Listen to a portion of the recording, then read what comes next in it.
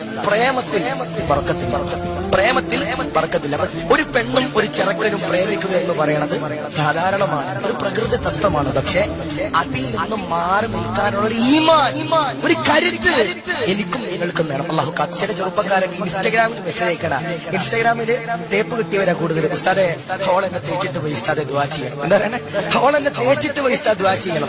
ഇൻസ്റ്റാഗ്രാമിൽ ചില ചെറുപ്പക്കാർ മെസ്സേജ് അയക്കണം, ഉസ്താദെ എനിക്ക് ആ പെണ്ണിന്റെ ഇഷ്ടം ഉസ്താദെ, ഓളുടെ വാപ്പടി അല്ലാഹു കാത്തിരിക്കട്ടെ. മോനെ, നിനക്കൊരു വയസ്സാകുമ്പോ 25, 24, 26 വയസ്സൊക്കെ ആകുമ്പോ, നീ ഇവിടെ 23 വയസ്സാണെങ്കിൽ നിങ്ങൾക്ക് പ്രായമാകുമ്പോ നിങ്ങളുടെ വാപ്പയും ഉമ്മയും നിങ്ങൾക്ക് നല്ലൊരു വിവാഹാലോചന കൊടുത്തരും. അല്ലാഹു കാത്തിരിക്കട്ടെ. പിന്നെ ചില ആളുകൾ പറയണ, ഉസ്താദെ ഓൾ എനിക്ക് സ്നേഹം തന്നു പറ്റിച്ചു ഉസ്താദെ. എന്താ പറയണേ?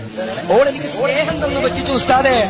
ഓൾക്ക് ഞാൻ മാല വാങ്ങിച്ചു കൊടുത്തു, കുപ്പിവള വാങ്ങിച്ചു കൊടുത്തു, പാദസരം വാങ്ങിച്ചു കൊടുത്തു, ഹിജാബ് വാങ്ങിച്ചു കൊടുത്തു, പർദ്ദ വാങ്ങിച്ചു കൊടുത്തു. അവസാനം ഓള് ഗൾഫുകാരനെ കണ്ടപ്പോ എന്നെ പറ്റിച്ചിട്ടോള് പോയി ഉസ്താദയുടെ ഫോട്ടൊന്ന് വെക്കണം. ഓളുടെ മുമ്പിൽ ജീവിച്ച് കാണിക്കാനുള്ള തന്റെ ഇടം കാണിക്കാൻ അല്ലാഹു കാത്തിരിക്കുമാറാവട്ടെ.